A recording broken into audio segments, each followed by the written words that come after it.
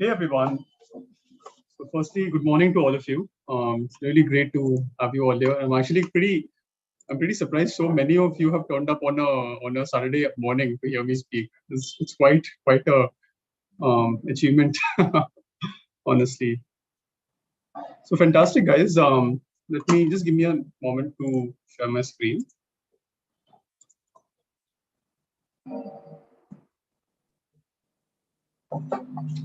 Perfect. Shiva, is my screen visible clearly?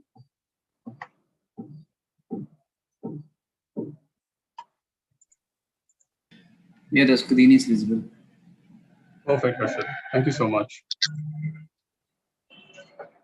So let me begin with before I tell you guys about what I'm going to be talking about tomorrow. Let me begin with a very short introduction of myself. So right out of college, I joined the Teach for India Fellowship Program. So I was a government school teacher for 2 years in a government school in Bombay, where I taught grade 9th and 10th standard students. So it was a very different career trajectory from I think what most of my batchmates were doing at the time. And after I spent about 2.5 years teaching in the school.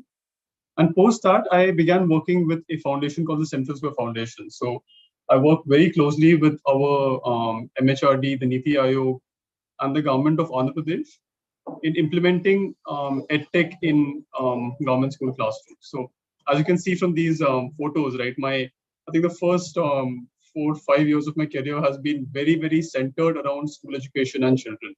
Right. In my role as a teacher, I was responsible for around 120 students across grades 9th and 10th. And as part of my work with the government, I was not able to interact much with students per se, but it was more with teachers and block educational officers and department secretaries. And I really understood how the system works both at a ground level during my time at Teach for India and at a larger government and systemic level during my time at the Central Square Foundation. And for the past, I think, 7 to 8 months since last September, I've been working at a product role at QMath. So vastly different from the work that I've been doing prior to that. It doesn't involve, and it's been completely remote. That's why the photo I've attached over here doesn't look all as interesting and appealing as the ones on the left. But it's a role that I'm really passionate about because it combines my love for technology and education in a way that I hadn't thought was possible when I was in college. So before we begin, I have a few warnings to share with all of you.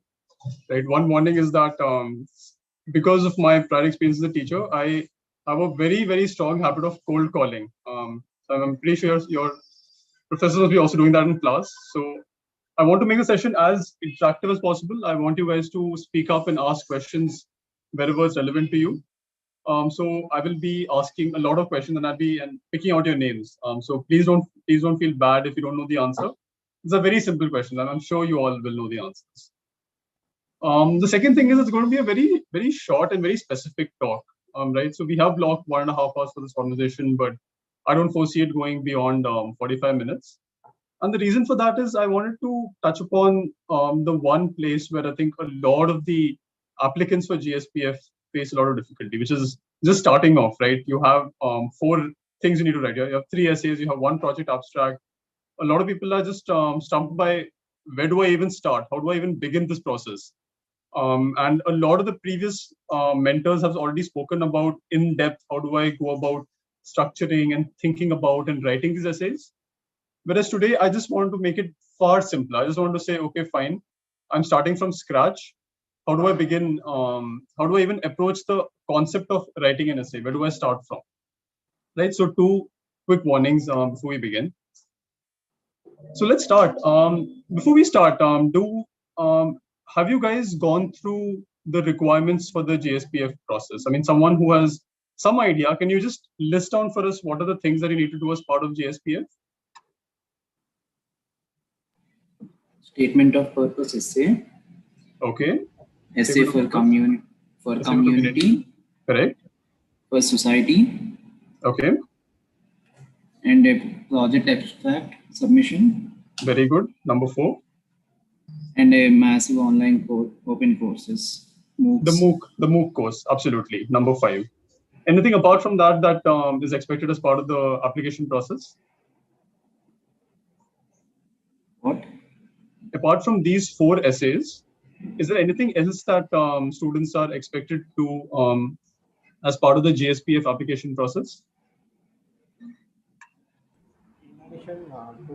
Are there any to participate in a competitions? Very good. Okay. How many competitions? 2 competitions, one conducted in NITT and one conducted in other than NITT. Fantastic, Harshit. I think you have spoken about all the requirements for JSPF. So it's absolutely right. There are 7 things basically that you need to do. An NIT competition and a non-NIT competition, 1 project abstract, 1 MOOC, and these 3 essays, which Harshit captured really, really well.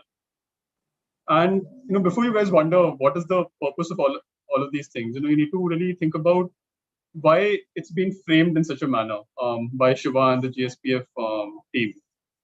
And the reason, honestly, is that I think most first years, and myself especially included, when I was in first year, we didn't do any of this, right? We didn't have such a scholarship process in the college, honestly. At most, we were worried about a couple of clubs to get into. And as a result, in first year, ended up being not as useful as it could have been personally for me. And I think what the JSPF team here is trying to do is they're trying to expose you to as many different avenues of skill building as possible, right? So, for example, by forcing you to take part in contests, for example, you will interact with other your other batchmates, and you'll interact with seniors. You'll understand what kind of technical skills you need. Through essays, you'll develop your writing skills. So the technical project, you'll start work on a project that could become your final year thesis. So each of these points is built towards making you more ready for and after college. Just give me a second. Okay. So coming to what I'm going to be talking about today, right? So it's all. I think the core focus is essay writing, and I just want to quickly talk about why essay writing is important, right? And you've seen from my background, I have worked as a teacher. I have worked as a consultant with the government. I worked as a product manager, and the 3 very different roles that require 3 different skill sets. But I think one thing that's being common to all these 3 is the importance of writing, right? In all of these 3 things, it has been very important for me to communicate my thoughts and ideas in a way that others understand and to sort of persuade them that this particular thing that I'm proposing can have this much impact.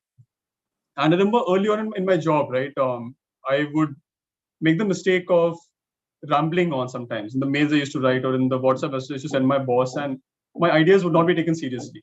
But when I would tell them verbally that, I had this idea, why didn't you, sort of respond on it? They would say, oh, sorry, we didn't understand your mail. And I really saw the importance of clear, concise, and structured writing that it has on both your work as well as your academic life. Right. So, and even in college, as you guys begin writing your theses, your project abstracts, as you apply for scholarships like MyTax and DARD, you'll see that writing is something that's common to pretty much any productive activity you want to do in life. So it's something that's absolutely relevant no matter what you decide to do. And another thing that I found is that verbal communication is usually an add-on to writing. So the idea is that if you can write and structure your thoughts properly, you can very easily communicate it with words. With words as well. So I almost think of it as writing being like a prerequisite for you to be able to structure your thoughts before you're able to communicate it through words. Otherwise, you keep on rambling without a very clear objective in mind. There are also a couple of misconceptions that I honestly wanted to talk about that when people have with respect to writing, that So I think for a lot of you guys, after 10th standard, you probably would not have spent too much time on your essay writing skills, right? And generally writing in college and even for this application and for your scholarships and at work, essay writing is not as artistic as we generally do in school, right? It's meant to be far more crisp and clear and structured. And people who are excellent writers sometimes may not be excellent communicators. And what I'm trying to show you through this talk is how you can structure your essay in a way that it's very easy for the person on the other end to understand. And the other misconception is honestly that people think that using complex words, your GRE and GMAT words, and making long sentences is the hallmark of a good essay. That's completely untrue. In fact, some of the most strongest and persuasive essays that I've come across have been the one with the most concise and simple language and most simple words. So you don't need to be a great writer to to write an essay. You just have to have your thoughts structured very clearly. It's something I've found. Cool. So let's jump straight in. So these are the three essays that have been put down as part of the JSPF process. As Harshit very clearly said, there is the for yourself statement of purpose essay, there is the for your community essay, and for the society essay. And I don't know if you guys have sort of been able to go through these three questions in detail in the past. But you notice that these essays sort of take a trajectory from a specific reflection of yourself in the for yourself essay to the community around you in college and NIT Trichy to the society at large. So it's very specific to slightly larger to extremely large in the for your society. And each of these essays kind of pushes you to think about a different aspect of your life, right? So the first one is about yourself, right? What are the important things that have framed the way that have framed you as a person during college, and how will these learnings affect you throughout your college life? The second one talks about what is a challenge that you're facing in college, and what is an excellent idea you have to solve this problem. And the third is, think big picture, think big term about the country, about the world. What is a pressing issue that you are that you have read about or you're passionate about, and what impact does it have on either you or the society? So I love the structuring of this because it actually forces you to think in all, like, there's something called big picture and small picture thinking, right? You focus on small, immediate, specific things to yourself, or you can think about the larger world as a whole. And these three essays, I think, make the transition very clearly.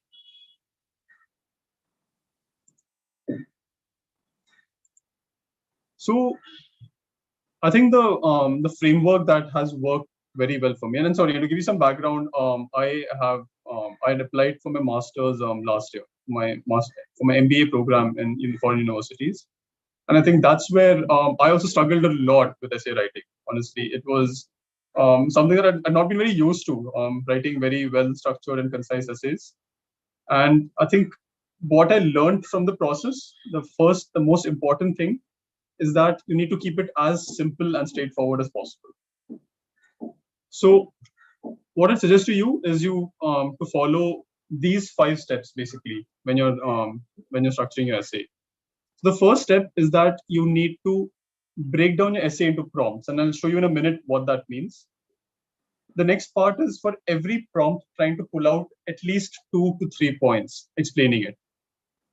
After you pull out these 2 to 3 points, you need to deep dive into them and try to fill in as much content, as much stories, as many facts, numbers, whatever is possible, right? It's almost like dumping all your thoughts, all your ideas for each point into one piece of paper or your Google Doc. Then you follow the process of trimming it down. You cut out what is not absolutely necessary, you remove it and leave only the basics. And finally, the step that I think a lot of us do not take, but we should, is taking feedback. Because when we spend 3, 4, 5 hours writing an essay, we think that it's communicating the point very clearly. But often what happens is that we get so caught up in our own sort of way of thinking that we don't think about what an external person might understand reading our essay. So another very important thing is having some close friends or family check your essay for you, vet your essay for you, and give you feedback. And honestly, that is something that also the JSPF team will help you with in improving your essay. So having a framework is great. I put down these 5 points, but I think you'll be able to much more clearly see what these mean if we do it with a more concrete example. And before we begin, I just want to assure you that this is actually as simple as it looks. So don't panic. So the technique that I'll be using today, and it's a technique honestly that's been borrowed from 19th century education books, is a technique called scaffolding. The art of teaching someone something by first demonstrating, then helping them, and then making them do it. It's called the I do, we do, you do concept, right? So what I want to do is I want to take one of the prompts and talk through how I would attack it if I was in your place. So almost picturing myself, okay, if I was a first year in college at this point, what would I do if I had to break down this essay and I had to sort of structure my thoughts around it. So let's take the first essay, right? The first one is the statement of purpose. And this says that you need to explain the pivotal moments during this application process that help you explore and achieve clarity about yourself. Okay, how do I intend to leverage the learnings of this process through the rest of my college life? Interesting, fine. So the first thing I need to do is I need to break it up into smaller chunks. And I call them prompts because they are specific questions that the essay is asking from you. So for example, and I think Shiva's team has done a great job in phrasing the 2 prompts as 2 sentences. So it's very easy to break it down that way. Right, so the first prompt is explain the pivotal moments that help you achieve clarity about yourself. Let me think. Okay, so let's say I was finishing my first year now. I was in your shoes. What are the things I've done in college? What are the various clubs and activities that I've been a part of? What are contests that I've taken part of? What have been things that have changed the way that through which I perceive, a certain issue? Okay, that is the first prompt. It forces me to think deeply about, just reflect in the past year, what have I done? It's more of a what kind of a question than anything else. The second question goes a little deep, right? It says, how do you want to leverage the learnings from this process for the rest of your college life? And this is a little more deeper than the first one because it says, okay, you learned XYZ things.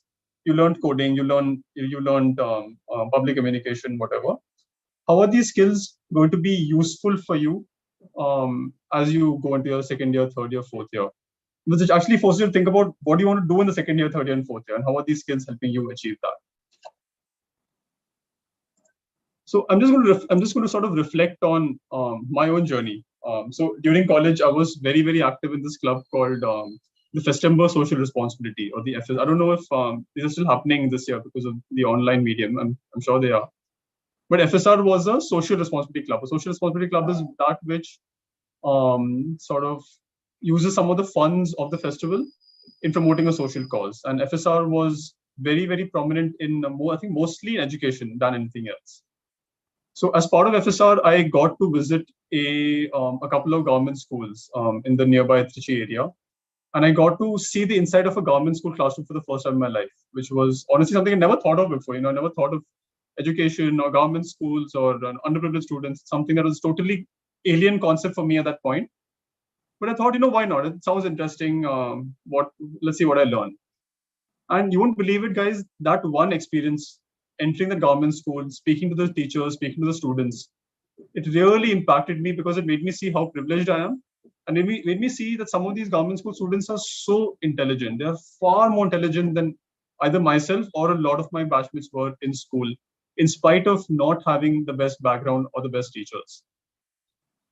So I think that, so if I were to write this essay, that would probably be my first point, that, I went for an FSR essay, I worked with underprivileged students. It was very rewarding because I was able to see what government school education really looks like. The second thing I remember, so in my internship period, right, the break you get in college, I did an internship with IIT Bombay's Design Center, the Industrial Design Center. And over there, I was responsible for, I was basically working on a team that was building an Indian language keyboard for government school students. So the idea was that English is something that's only spoken by, I think, about 40-50% of the population, not more than, actually, it's even lesser than that as a primary language. So most students, and this was back in 2013, that's a long time back, more than 8 years ago. And this was a time where smartphones were just coming up. Right? We had just started using WhatsApp in college. It was not a thing at that time. We all had those dabba phones, and a few of our rich batchmates had the smartphones. But in the papers, it was coming that technology is getting cheaper, internet connections are getting cheaper. India will be there were the next billion users, NBU. Those were the predictions back then, which are actually true right now.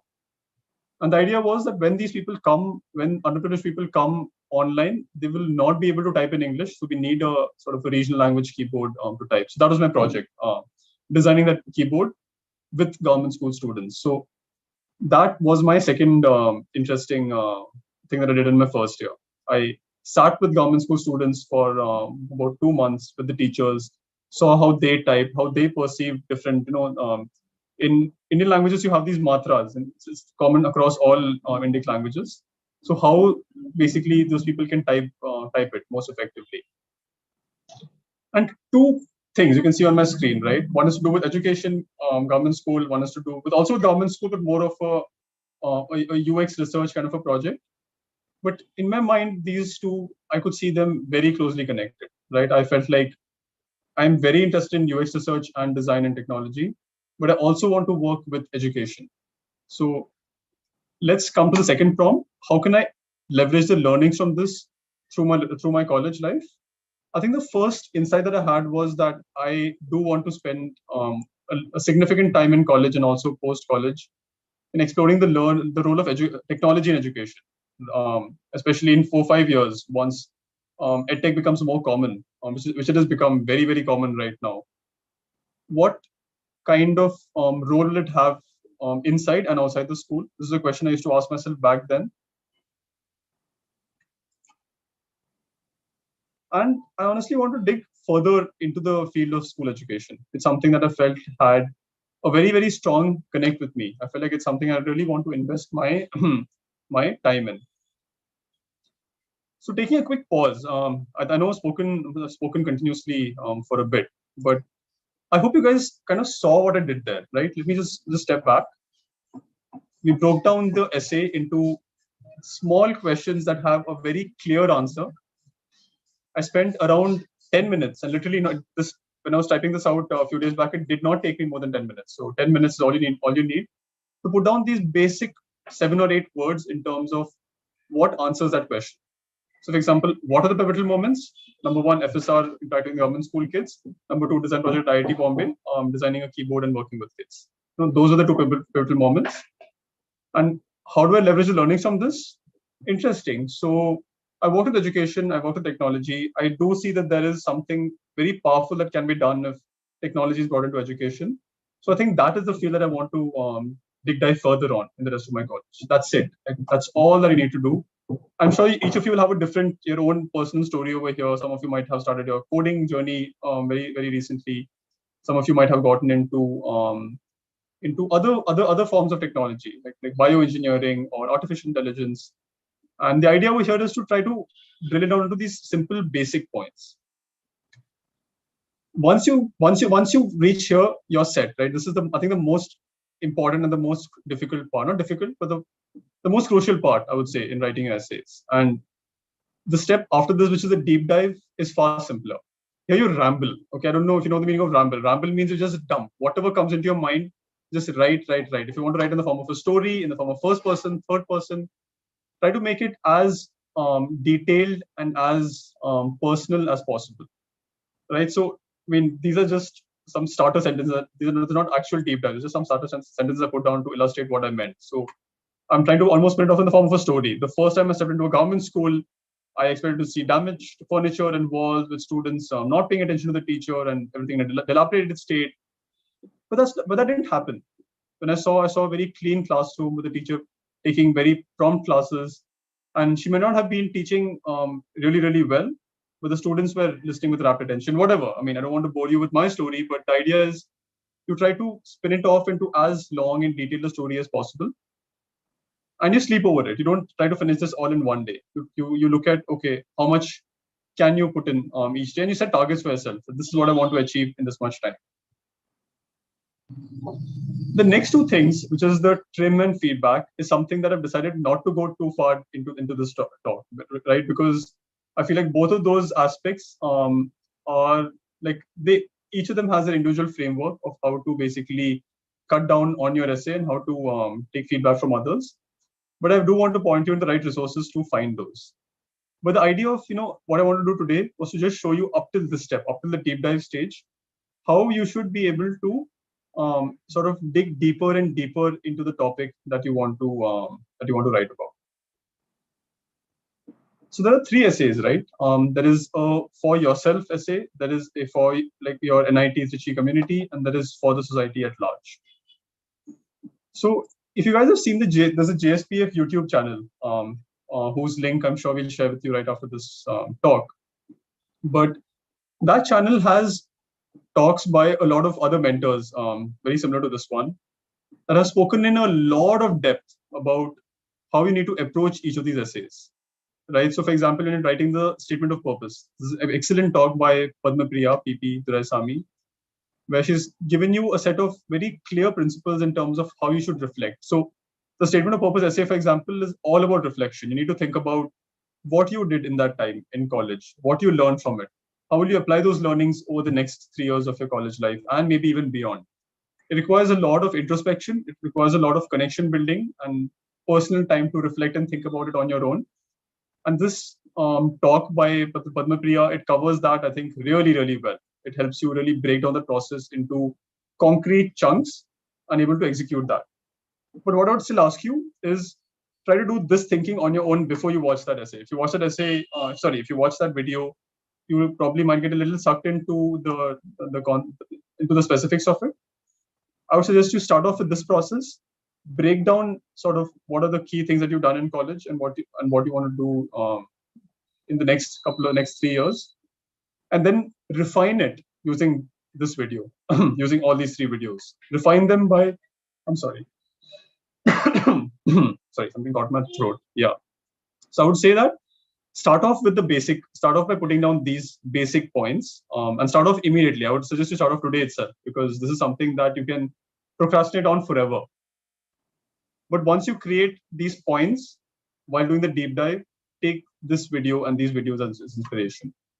Right? There's a for the community essay by Lakshmi Ajayan, and over here she talks about the design thinking process. Again, it's very, very interesting because this is a process that I've come across in all of my 3 organizations. Like all 3 organizations that I work at, Teach for India, Central Foundation, as well as QMath, they endorse this kind of a process where you think deeply about the problem that you're trying to solve, and you sort of prototype a solution, you test a solution, and then you implement it. It's something that was very useful in my professional journey. And this will really help you build your for the community essay. And finally, an excellent talk also by Rachna Ramchand. She here talks about how. So this is something that I think a lot of students are a little scared by, because when you talk about society, you can talk about any problem, right? You have the farmers' protests going on in Delhi. You have global warming. You have like dozens of things. I mean, just opening the newspaper, opening the op-ed section of it will give you the top 5 or 6 things that the country is talking about today. And for me personally, I think I would get a little scared trying to attempt this essay. But Rachna in this talk very clearly speaks about how you can identify that one essay that you truly identify with and how you can break it down. So I would definitely recommend this talk by Rachna. Awesome. So that was a bit of a long sermon from my end. I'm not sure how much of it you guys were able to really be able to understand. But what I want to do is I want to do a quick sort of 10-minute activity with all of you. Remember, it's I do, we do, you do. So I do is over. Now it's we do. I want to sort of thought partner with you guys and come up with good ideas that we can fill in for this essay. And here I'm going to sort of ask a couple of you for help. So please don't mind if I sort of cold call you to help me out with this. So let me start off with Abhinav. Abhinav, are you there? Yeah, I'm there. Yeah, Abhinav. Okay. Do you mind helping me read out the prompt for this essay? Yeah. For the community, elucidate on a prevailing problem in NIT Trichy. What was its origin and what are its repercussions? Suggest an implementable solution to alleviate the issue. Perfect, Abhinav. Thank you so much. Ashwath? Yes. Awesome. So Ashwath, so you can see the essay over the essay question over here. Yeah. How Yes, would you I'm break able this to down see. into prompts? If you had to break it down into smaller chunks, how would you do that? First, prevailing problem in NIT Trichy. Very good. Then origin of the problem. Okay. I'm not sure what does this repercussion mean. Okay, that's not a problem. I'll explain that. And then solution to this problem. Fantastic, Ashwath. You were able to make it even shorter than it is over here, which is a great skill. But I think you got it exactly right. What is the problem? What is the challenge that you are facing? Where did this challenge come from? And you have to suggest one implementable solution. Oh, sorry, Ashwath. So repercussions means what does repercussions mean? Okay, how do I explain this? Repercussions means what are the other effects that the challenge can have, right? So, for example, let's say the challenge was there's no drinking water in the college. What are other effects that lack of drinking water can have? For example, Ashok, can you suggest what if you don't have drinking water, what are challenges you can face? Dehydration. Dehydration, very good. Students getting tired easily. And exactly. Perfect. I think you got it. So repercussions okay. means what are the that problem? What will it cause? Like what bigger problems will that one problem cause? That's what repercussions means. And finally, is an implementable solution, right? So what I want to do is I want to just let me open up my Guru. Are you able to see my Google Doc screen? Yes. Okay, fantastic. Yes. Now, I would rather not name call over here because this is, I think this is something very easy for any of you to sort of talk about. I want to just hear some thoughts from the group on what points they might put down for these three prompts. So what are the three prompts? First is talk about a problem. What is the origin of the problem? And what is the solution to this problem, right? So let's start off with the first prompt. What is the problem in NIT Trichy that you are facing? I'm leaving it open to all. Right? Anyone can sort of pitch in with one problem that you have come across in your last 5-6 months during college. And don't feel shy. I mean, you can just sort of talk about it as briefly as you want. I will do the typing and the grammar and all over here. Effective interaction. Sorry, who's this? Sorry, I'm not able to see the names of the people who are talking. So if you can just say your name and then start. Harshit. Harshit. Nice to see you again. Yes. Tell me. Effective interaction. Can you repeat that? Effective interaction. Effective interaction. Okay, very good. So what do you mean by effective interaction? With whom, like, so rather, whom are you talking about? Interaction with students or with professors or with seniors? Who are you referring to? Among the students. Okay, and what exactly is the challenge here? Online platform. Like, due to the COVID situations, we are being completely online and we don't know each other. Okay, so basically, because you're not there in person, it's a little more difficult to, it's a little more difficult to reach out to people online and form those connections. So as a result, a lot of you don't even know each other. So maybe most of you will be seeing each other's names for the first time on this Zoom. Is that right, Harshit? Does that make sense? Yes. Perfect. That's a very strong and pressing problem, which probably all of you will definitely agree with. Okay. Any other points, or if you want, you can even add on to the previous point that Harshit mentioned. Good afternoon, sir. Good afternoon. Who is this? Sir, Anirudh. Yeah, Anirudh. Yes. So, like, due to the online semester, yeah, we miss out on the facilities and resources that are available on the campus. Can you give me a few examples of what you might be missing out on? So, like, lab facilities, or maybe gyms and sports facilities. Makes sense. Yeah.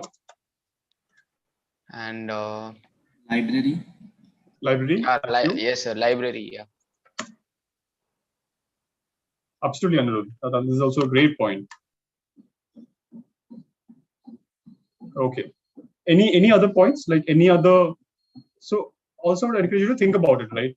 Last 6 months, have you ever wished for like I wish this was there. I wish this. I mean, this thing has been troubling me for so long. I wish I had a solution to this. Is there any problem that you've come across apart from these two things? One is interaction among students. Second is missing out on the NIT Trichy campus facilities.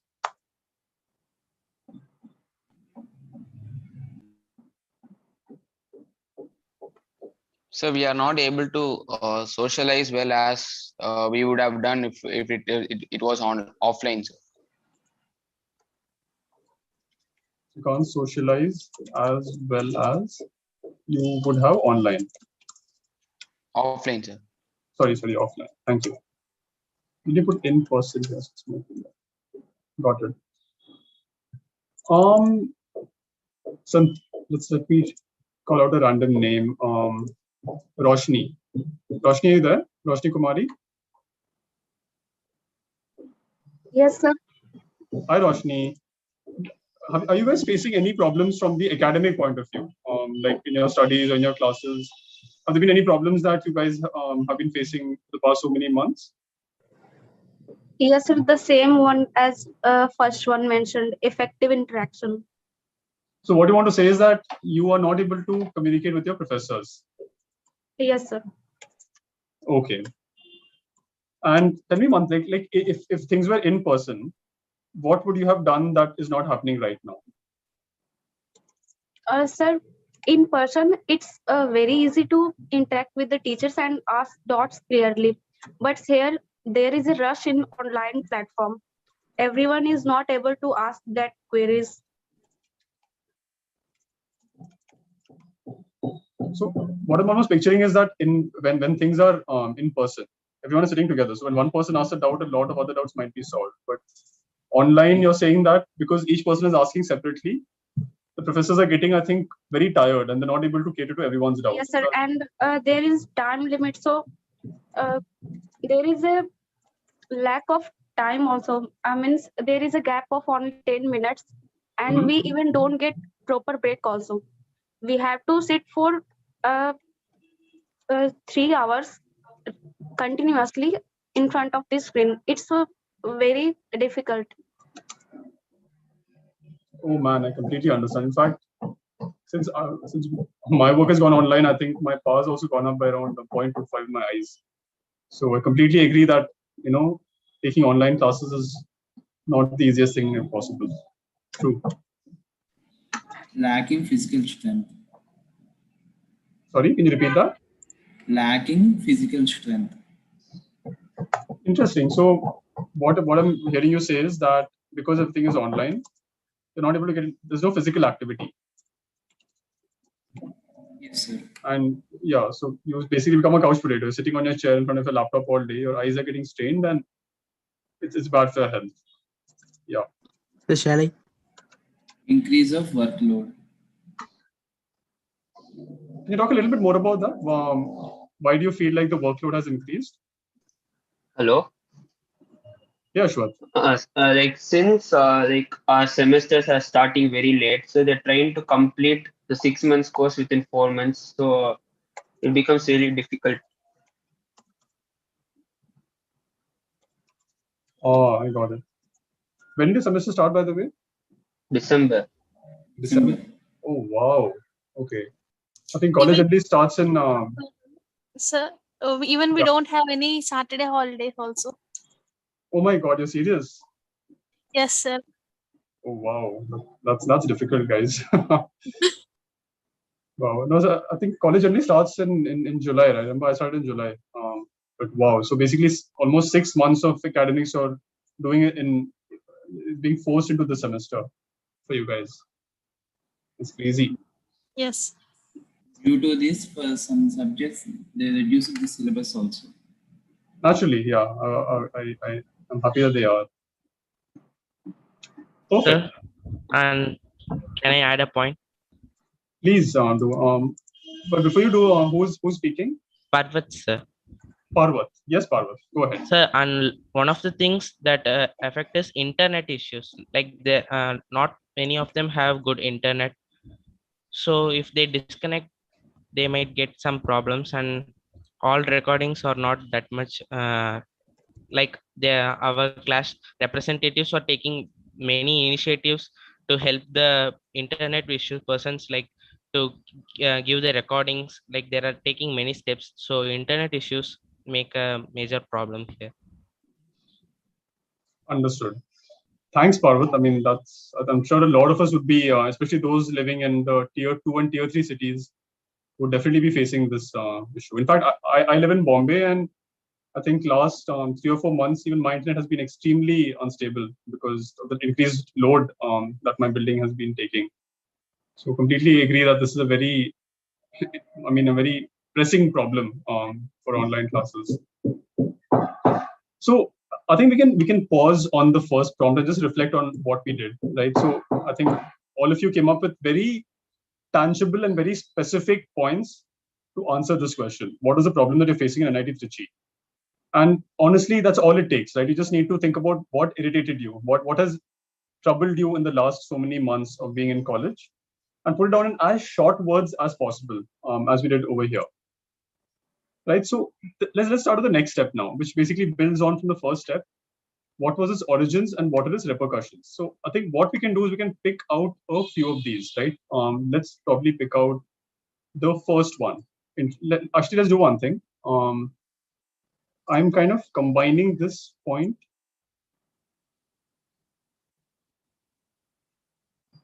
with this point.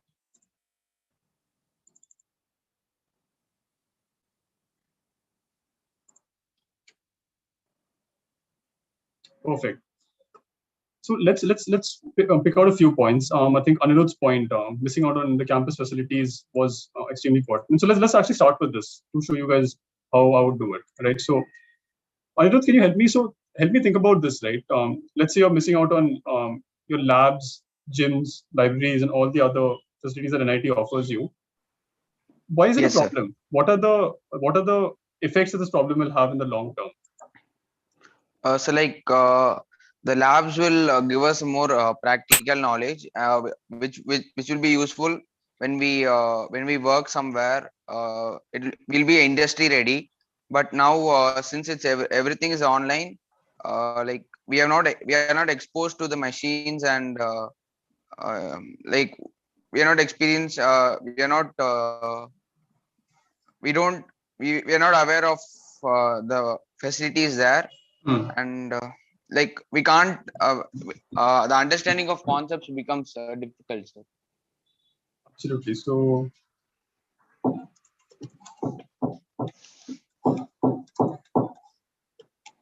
yeah, thanks, Anirudh. That I think captured it very clearly.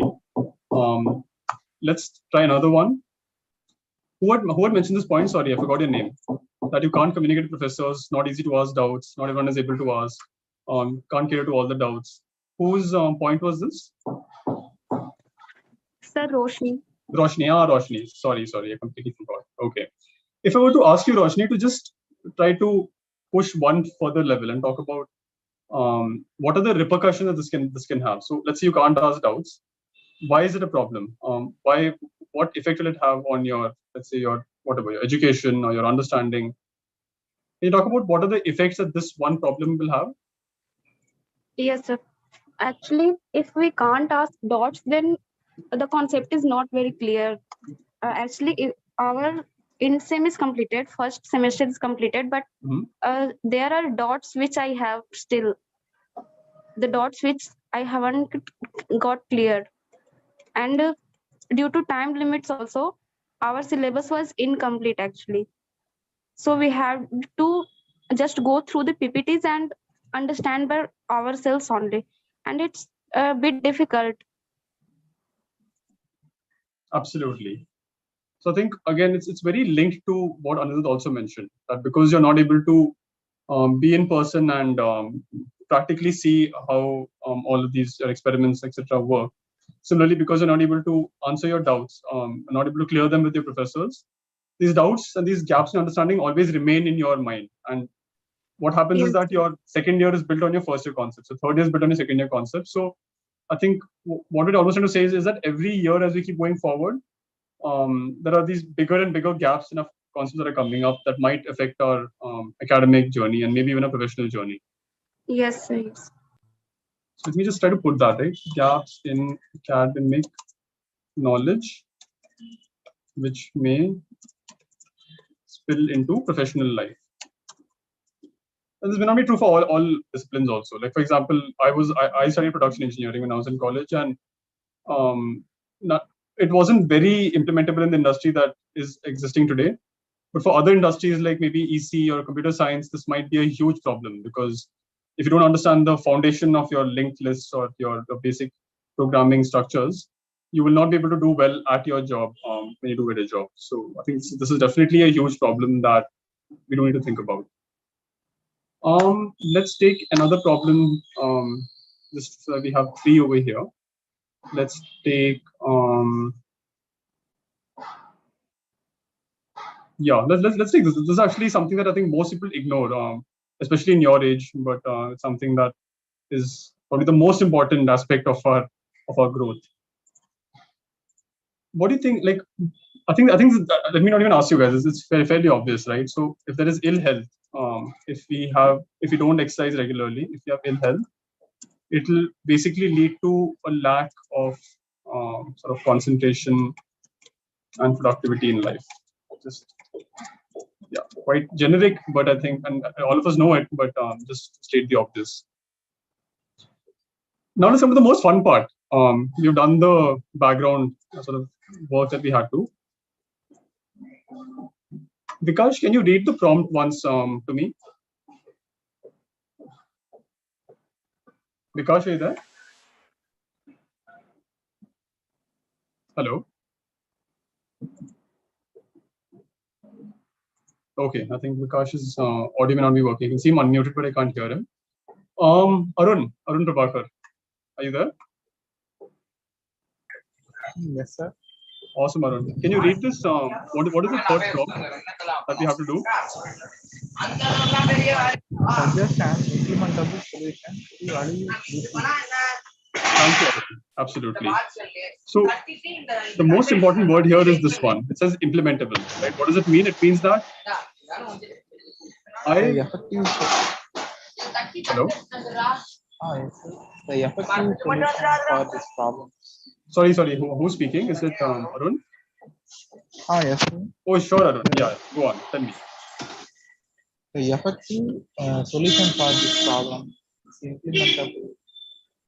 Perfect. Perfectly right. Yeah, it's an effective solution, something that is achievable. Something implementable means something that's effective and it is not impossible. Like, you can't say that I want virtual reality, that all classes should happen in virtual reality, should be all students should get these goggles and we can have it in person. That is not possible, right? We need something that exists today and that can be implemented within the next year. Harshit, I can see that you raised your hand. Are you there? Yeah, I'm there. Awesome, Harshit. So Harshit, let's pick out one of these 3 points, right? Which one do you think, if I had to force you to think of a solution to one of these 3 points, which one would you be most comfortable with? Missing out of facilities. Fantastic. Okay, let's talk about it. So what is the problem that all of our library, labs, all the physical things that we had access to in campus, we don't have it right now. And it's leading to a weaker conceptual understanding on our part because of that. Yes. How could we solve it? Give me some crazy ideas to solve this problem. Like for library kind of things, we can have some e-libraries. We can create a website and we can have some books there and we can expose more. Very good idea. Students can easily avail the books for free rather than buying. Yeah. Correct. And effective interaction with seniors. Makes sense. So what I'm hearing you say is that we need to give more sort of knowledge access to students. Right now, students are wondering, where do I even get access to these books? And they're probably going online and not finding stuff. What I'm almost saying is that NIT Trichy should form a tie-up with some publishers and create this online library where students have access to all of the important material that they need to complete the course. So Harshit, I mean, if I were to push you on this, right? If tomorrow we have to start an e-library, what could we do? How could we make this simple? So supposing you have to go to your dean of student affairs and tell them that, I want an e-library. The first question he'll ask you is, okay, what do I do? What will be your answer here? Like we have to gather the syllabus, like gather the information which are required for students, like based on their academic. Okay, right. Absolutely correct. So gather the curricular requirements rather. Yes. After that, we have to ask the professors which books are required to study. Very good. Okay. Consult with profs and finalize the list. And we have to gather those books. Okay, so let's say we've spoken to professors, we've gathered the list, so we know that for EEE first year we need these books, for EEE second year we need these books, for prod third year we need these books. So that list is there. Yes, what do we do after that? We have to create a platform to have those books available for everyone in the camp for the students. Okay. How do we create this platform? Supposing the professor asks, that the dean asks you, what do we do to create this platform? What is required? What will you say? A website, like. No, so he's asking you, how do we create this website, right? Should we, for example, outsource it? Should we get some external developer to create it for us? Should we use the computer science MCA students who are very well versed with web development? Should we ask the Delta 4 students? The Delta is a coding club in our college. Like that. What can we do? We can ask Delta 4 as they are capable of it.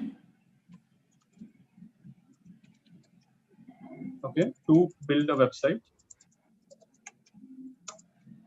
Okay. And then obviously you would probably do some testing of the website to make sure that it's not breaking under the load of so many students and all, etc. Right? Yeah. Naturally, but cool. I'm happy that, so this is actually a pretty implementable idea. It's not that difficult to gather requirements and to consult with profs, and I believe that even to create a website around this would not be a challenge. The only challenge I see, Harshit, is now where will you get the books from? That I didn't think about. So let's say we build the website, we have the list, but where do we actually get the ebooks from?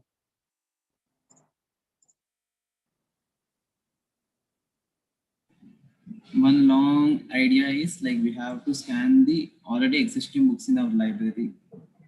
But is that implementable? Not that implementable, but for some number of books we can do that.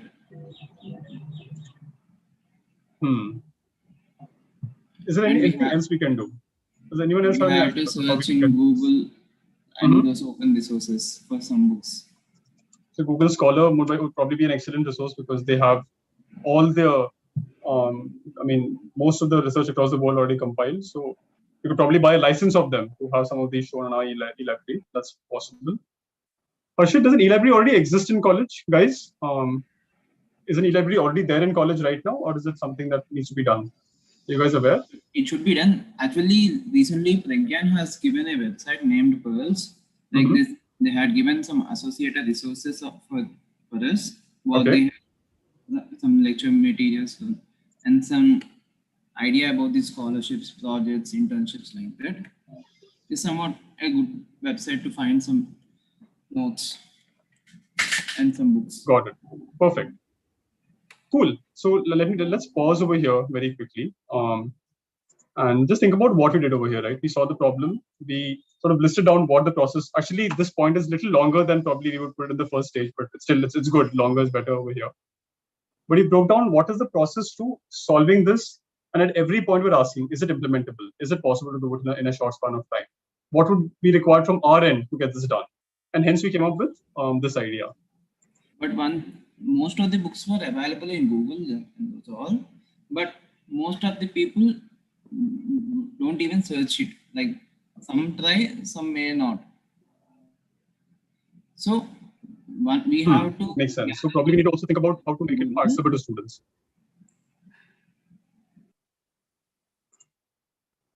Hello? Okay. Vikash, I saw that you had raised your hand a couple of minutes back, and I didn't want to interrupt Harshit, so that's the reason for the delay. But can you talk about, so what do you want, did you have a point for this solution itself, or did you have a different problem you wanted to attack?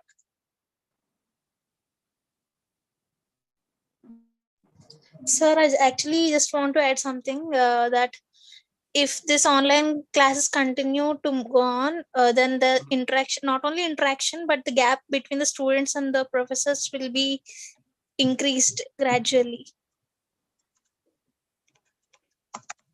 Correct. Not solution, sir. Actually, it's a problem. Like it's a problem. Yeah. My bad. Okay. And what would be a potential solution for it? Is that Nagavali? Yes, sir. Yes, sir. Yeah, Nagavali. Yes. What would be so? Okay, so that's the problem. What would be a potential solution to this problem? I think only the offline class teaching will be the better solution for this, sir, and nothing else. Okay, but would it be implementable?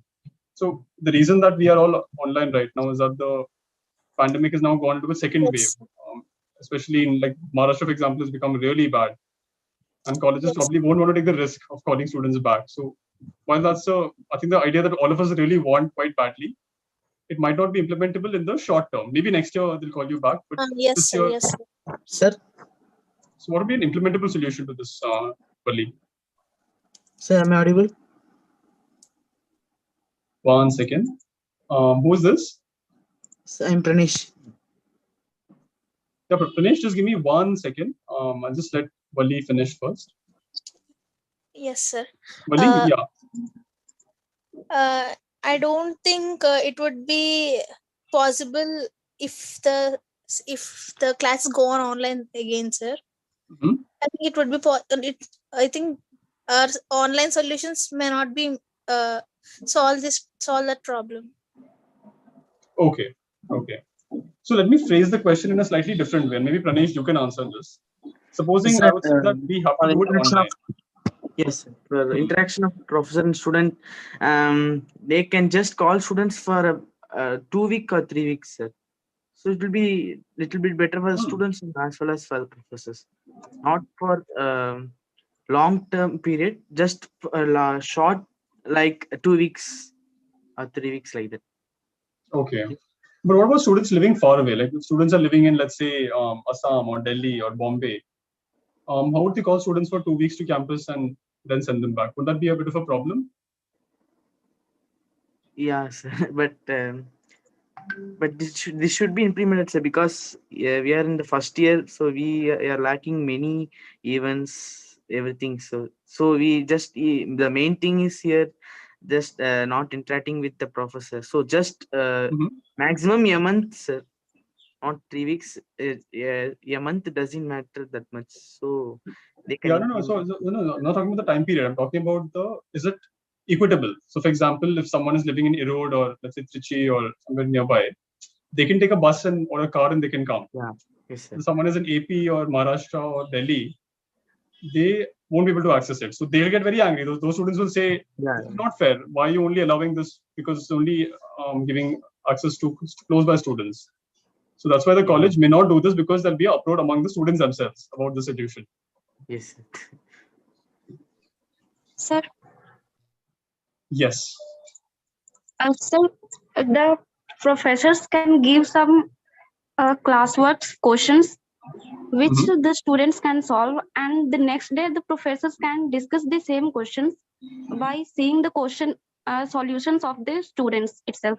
So students may be able to ask the questions at which point they faced problem to do that question, so they can get concept clarity. Okay, so what I'm hearing from you is that there need to be these structured sessions where professors are giving students certain assignments, and the next day they are revising that with the entire class as a group, so that anyone who has a problem solving those questions can come forward and the professor and the students can discuss. Is that correct? Yes, Isn't sir. that already happening right now? It's not happening in college right now, is it? No, but it's very less actually, and the classes are getting cancelled, so we are not getting enough time to interact. I see. Okay, got it. So we want some more interactive and structured. I'm forgetting the spelling of structured. Oh, thank you, Google. Doubt solving sessions. That makes sense. Yeah. Vikash, sorry, Vikash, I think you had raised your hand a while ago, but your voice was getting disconnected. Is there a point you wanted to add on any of the other problems that we are facing?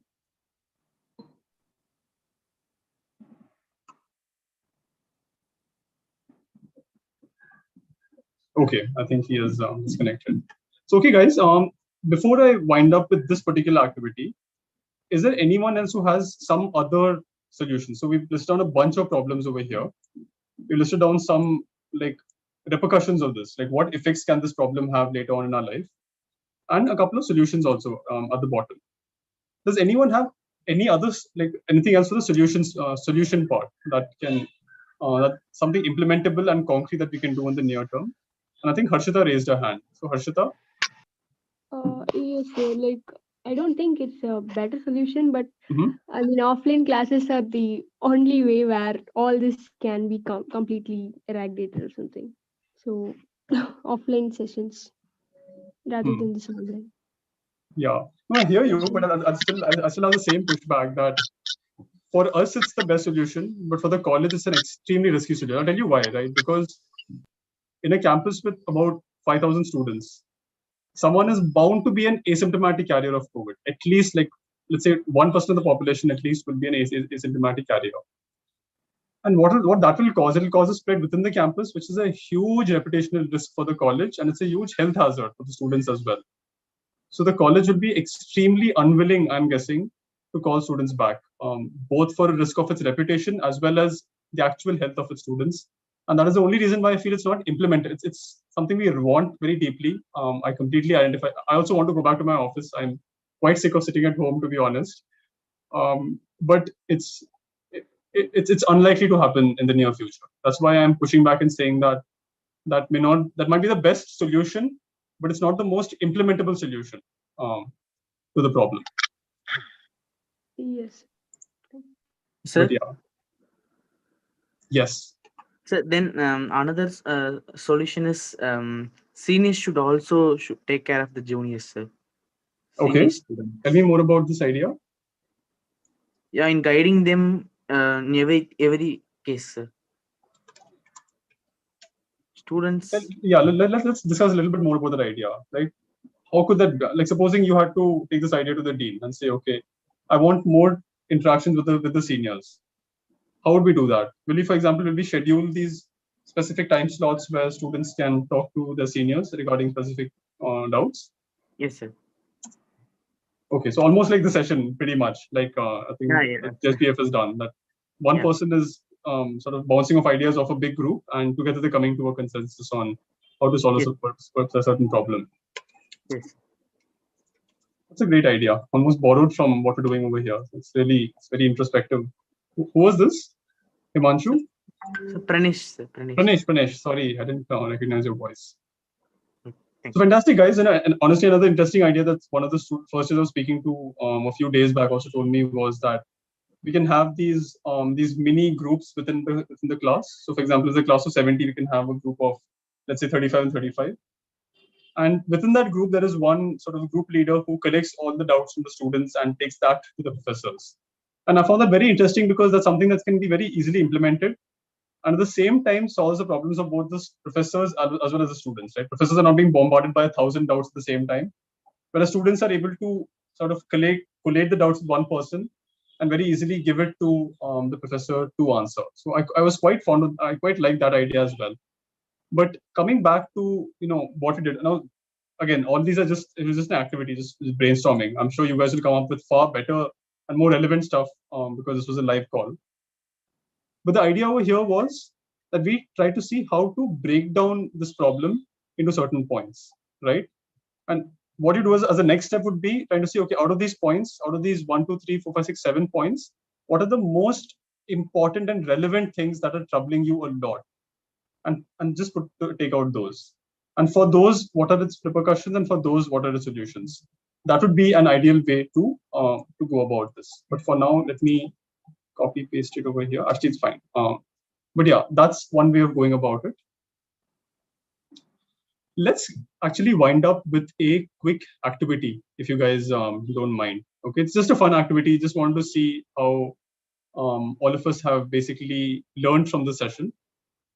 So, Harshit, do you mind reading the new prompt that I put on the screen?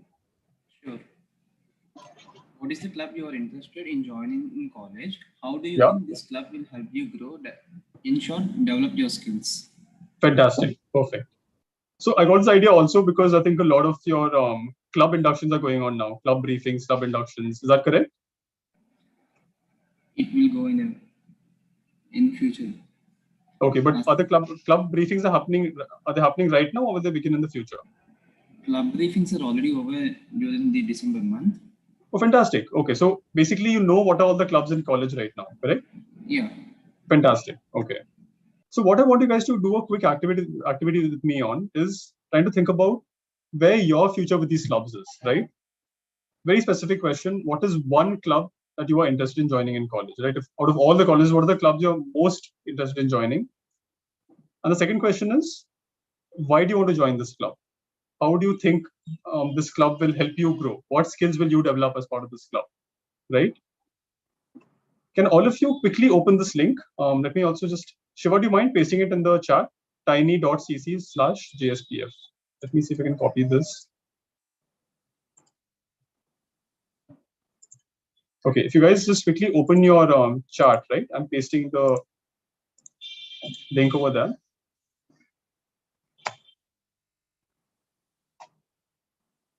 Okay, this is a very, very short, I would say maybe a 4 or 5 minute activity, just to see how well you guys have sort of followed through with the steps that we followed till now. So first, click on this link that we just sent you on Zoom. So this is actually a Google form link. So if you open it on your laptop or your phone, it will lead you to a page like this. If you're on your phone, don't worry. You can directly, if you're hearing my voice, you can directly open the form. Right? The form will be called essay writing activity. Okay, let's start. The first question is a name. Just put down your name as part of the first question. The second question asks you the first prompt. What is one club you're interested in joining in college, right? Just put down the name of the club. You don't need to put down a full sentence, I want to join this club. Just put down the one club that has sort of excited you the most after listening to all the club and festival and whatever, all the briefings. What is one thing you really want to join if you had the option to join? Giving you like a minute to think about that.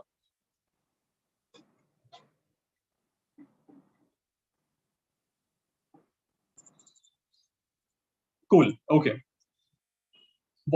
I'm assuming right now you put down, and if you can't think of one, just put down the club. Out of the top 3 things you want to join, just put down one name, right? You can put on a technical club like your robotics club, your Delta club, or your, I don't know what other clubs are there right now. I'm sure there are a lot more than when I was there. Or you can put on a festival, your Festember, Pragyan, Knitfest, your college symposium. Or you can put down a non-technical club like Toastmasters, for example. Any club. Okay. The second question is a little more interesting. It asks you, how will this club help you grow, right? And over here, I wanted to think of 2 things. Number one, think of what you will gain from this club. For example, if it's Delta Force, you will gain your app development skills, website development skills, you gain coding skills, right? What are the specific things that you are gaining by joining this club that will help you in your life? What are they? That's number one. Number 2 is, why is it important? So for example, again, if it's coding, if you want to have a career as a software developer, let's say you want to work at Apple or an Intel, a Delta Force might help you think about what the structures are, and you can apply those to real projects. Like for example, the e-library project that Harshit spoke about. So number one, what will you gain from this club? And number two, why that skill that you will gain is important for you in the long term. Right? You don't need a full sentence, like a very well crafted, grammatically correct sentence. It literally has to be like the points that we just written as part of our activity. So I'll give you guys a minute to quickly think about this. And the idea is just to sort of have practice in doing this more than actually to critique each and every one by one.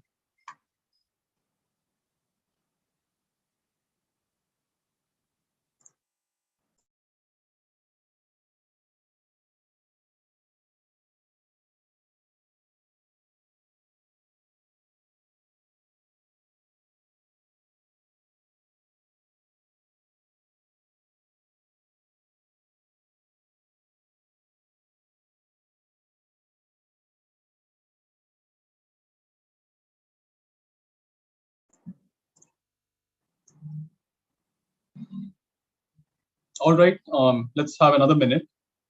Again, just very, very simple.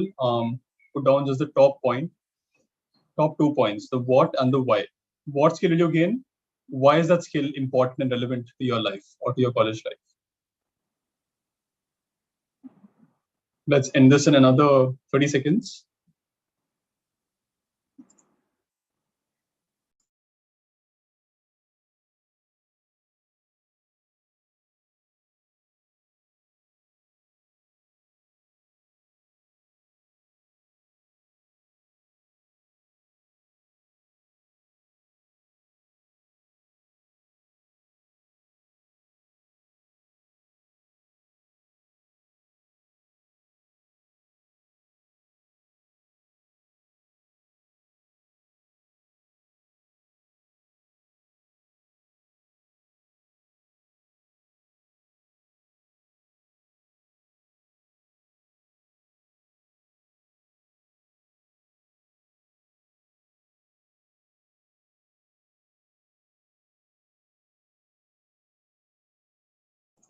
Okay, ending it now. Harshita, are you able to see my screen with the Google form on the right now?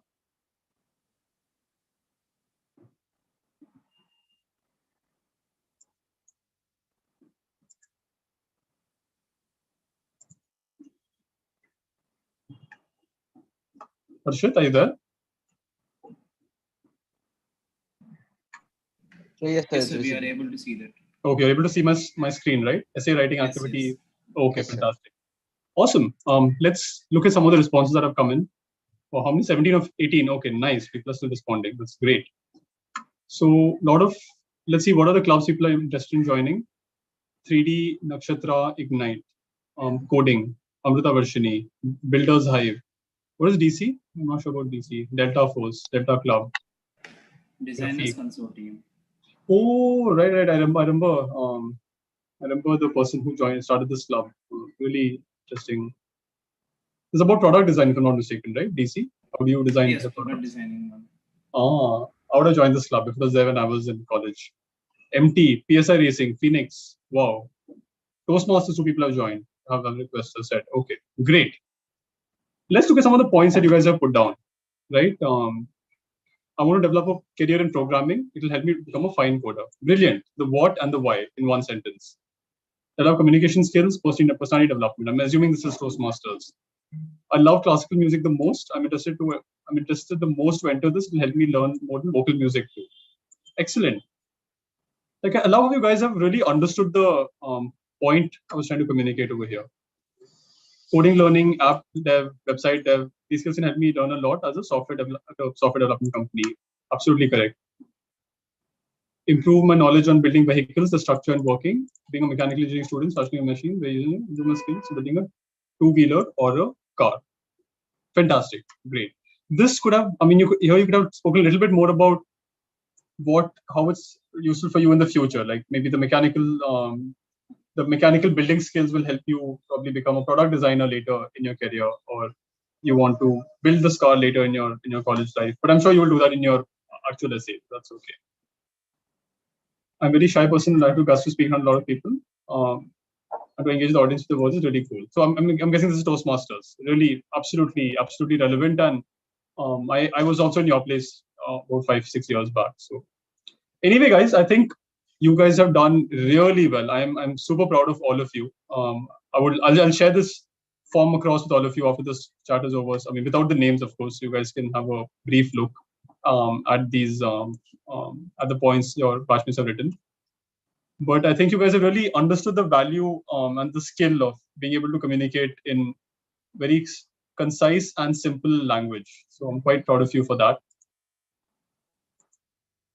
I just want to end with a couple of. So you guys had sent in your questions, right? Prior to this this discussion. So I want to spend about 5 minutes addressing those questions. What is it? It's 12:20 now. Fantastic. 10 minutes ahead of time. Okay.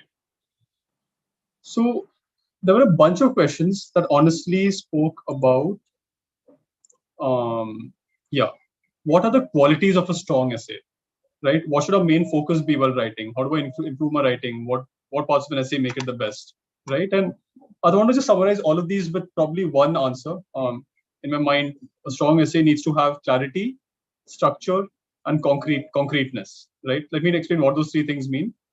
Clarity means that what you want to communicate is very clear to the person who's reading it. I'll show you an example. Let me show you the example that we only came up with. Nothing different. Right, over here. What is the problem? I can't socialize. I don't have access to on-campus facilities. When I have poor internet connectivity, I'm not even able to do that online stuff also. Being online for 3 hours is a huge strain on my eyes, my mental health, and my physical health, right? Extremely specific. So you should not, so in answer to any of these essay questions should not go, oh, it was first this, then it became this. Like, don't dither. Make it absolutely clear what your response is. The person may not agree with the response, but you should be very clear in communicating what the answer to the specific prompt is, so that the person knows, so that the reader knows. So I would say clarity is number one. Next is structure. So structure is something I've not spoken a lot in this talk because I didn't want it to become too detailed. But honestly, you will gain the skill by watching those 3 videos I showed you on the 3 essays. And what structure really means is that when you frame your essay, it has to be in a way that it flows from one para to the other, right? So for example, let's talk about this essay, right? For the community essay. In the first 1 or 2 paras, I will talk about just the problem. I won't talk about the problem, then go to solution, then come to something else. No, first 2 paras, just talk about what the problem is because that is the first prompt. Then from that, pick up the same problem and go into what are the repercussions. So for example, the repercussions of not having library and gyms is that I'm missing out on practical knowledge. The repercussions of ill health is that I'm not able to concentrate and I'm getting very lazy and unproductive, right? I'm following through from the same points. And number 3, an implementable solution. Okay, so for the library issue, I suggest that we start an e-library. For this issue, I suggest that we, for the interaction issue, I suggest that we have these specific group meetings where seniors are invited to talk to the juniors about the particular stream or department. It should flow from one to the other in a way that makes it very clear. Okay, this was the problem, this is the repercussions, and this is the solution. And you need to do this with all 3 essays. And again, not spending too much time on that in this talk, but you will get that from watching those 3 videos that I previously mentioned. And the last thing I would say is, since you guys are engineers, and this is something that should come very, very naturally to all engineers, you should have extremely concrete facts or numbers in your essay, right? So for example, again, going back to the thing that we only worked on, right? These are things that no one can dispute, right? You can't socialize, you really can't socialize when you are not there in person. Just give me 1 second.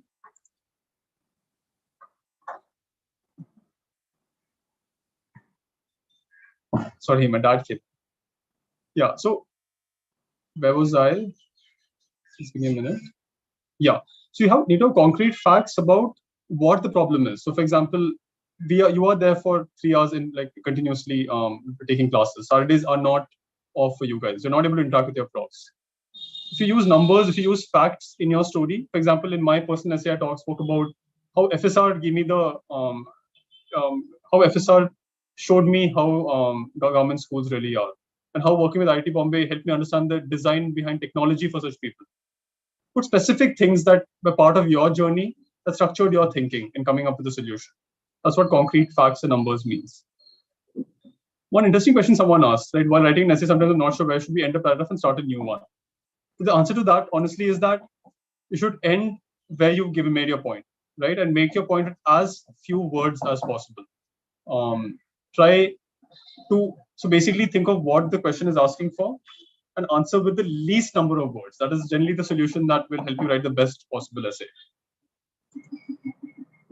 And a few other questions, really good questions some of you had asked. I'll quickly cover these. Will you help? Is there help from JSPF to check essay drafts? Definitely yes, right? As part of a mid-year process, that's exactly what the mid-year process is. We want you to give us your drafts so that our team can critique you and tell you, okay, fine, this is how it can be better. This is how you should better structure your essay. So do you want help to structure your essay draft? Definitely, JSPF is providing that to all the applicants. How do you convey without error? One answer, okay, ideally you should be improving your English over time and getting the better hang of things. But a quick answer and a very quick and dirty answer is use Grammarly. I think the nidt.edu domain, if you log in using the domain into Grammarly, so Grammarly is a software that autocorrects sentences for you at another level using artificial intelligence, right? So if you frame a sentence incorrectly, either it has a grammatical error or it's too long or too complicated or too many difficult words, Grammarly tells you, don't write the sentence like this, write it like this. This word is used incorrectly over here, change the tense over here. Use active voice instead of passive voice. I loved using that software. And it's being provided to free for you. I paid for it when I was writing my essays, but it's free for you guys. So definitely download and use Grammarly on your laptop. Sample essays, yes. We provide it's there on the JSPF Medium website. There are a couple of sample essays there. You can easily go and check the last year sample essays out. Finally, a lot of you asked, as a first year with no campus experience, how do I write? And honestly, campus experience is one, like the whole idea is that you guys are students of NIT, right? You've been part of the NIT Trichy community. You have interacted with your professors, with your seniors, such as myself, with your batchmates, as you're doing right now. Within that, what has your experience been? You don't need to talk about campus, right? Campus problems are one.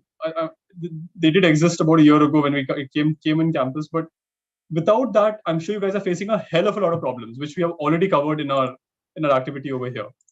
Write about those. Talk about how it's affecting you. Talk about what solution can sort of help solve that issue. That's what I think we're looking for from the essays. And you asked, is it something that should exist only in NIT Trichy, or it's fine if it's in most education institutes? I would say that the essay prompt asks you for NIT Trichy, but in my knowledge, most of the problems that we face are common to what other institutes face, and what other institutes face are common to what we face. We're not different from the other institutes in the way we function. So I'm sure that whatever the problem you thought of in your mind that other colleges are facing, I think most likely we would also be facing it as well. But to answer your question more specifically, I think it's only to NIT Trichy. But I'm sure that the issue you're thinking of is common to us also. So before I end the session and before I take any questions from you guys, I want to give you two quick updates that you should be aware of. One is the mid-year checkpoint, right? So as we start off in this chart, there were 7 things you need to do as part of the JSPF application process.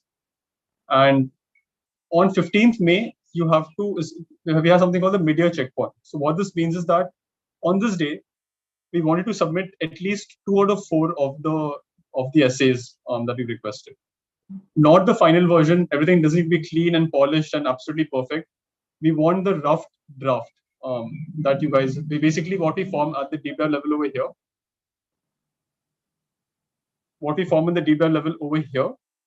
We want 2 of these out of the 4 essays. We want 2 of these drafts by 15th May to be considered as part of the JSPF process, right? So just a reminder that it's a little far away, but if you send it earlier, we can give you feedback also earlier. So do send it as soon as you can. And secondly, Shiva and her team, Shivaranjani and her team from JSPF are now basically sending official communication from this phone number. So if you guys haven't already added this phone number to your contacts, just add this phone number because they'll be sending you broadcast messages on, I think, a weekly basis. updating you on what are the latest resources and what are the latest updates in terms of your JSPF process. So do add this to your contacts. And very quickly winding up, I think the most important thing that I've not mentioned till now is the importance of starting right now. When I say right now, I mean do not procrastinate. If you essay writing is something you can always push to later, tomorrow, day after, next week. But if you start this now, what it'll do is it'll help you structure your thoughts clearly. So when you're sleeping, when you're having a bath, let's say when you're downstairs, you're shopping, some idea will come to you. Oh, I didn't think of this. I should add this as well. Oh, I didn't think of this. I should add this as well. And that will make your essay draft far more compelling and far more powerful and persuasive than if you do it at the last minute. Let's say on 14th March, May, if you try to do it, it won't be as good as if you start doing it right now. So also just trust the basic putting on the points and stuff. Start it ASAP, because that will help you really sort of frame your thinking as you go along in the next couple of months. So honestly, guys, that's it from mine. I think I ended at the dot at 12:30. That's quite an achievement for me, because sometimes I do tend to ramble on. And honestly, it's been really nice interacting with all of you. I thought I would have to do a lot of cold calling and push people, and people won't be responding. But my experience with you guys has been so nice. Like, you guys are, in fact, while I was talking, I saw about 4 or 5 people raising their hands, and I couldn't even get to them. I'm sorry for that, but I'm really proud of how interactive and enthusiastic you guys were. And I just want to tell you that this is not how me and my batches were when we were in first year. Right? You guys are already a league apart from us. Your generation, you're doing super well.